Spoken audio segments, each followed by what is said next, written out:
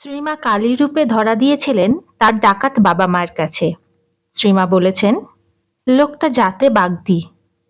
ডাকাতের মতো রুক্ষ গলায় জিজ্ঞাসা করল, তুই কে? আর আমার পানে হাঁ করে তাকিয়ে রইল। যার সঙ্গে মায়ের কথা হচ্ছিল সেই ভক্ত জানতে চাইল, ডাকাত আপনার দিকে হাঁ করে তাকিয়ে কি দেখছিল? শ্রীমা বললেন, পরে বলেছিল কালী রূপে নাকি দেখেছিল।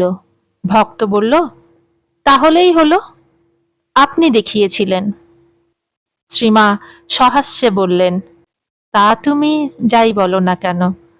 শ্রীমা নিজে একবার বাগদি দম্পতিকে জিজ্ঞাসা করেছিলেন, তোমরা আমাকে এত স্নেহ করো কেন গো?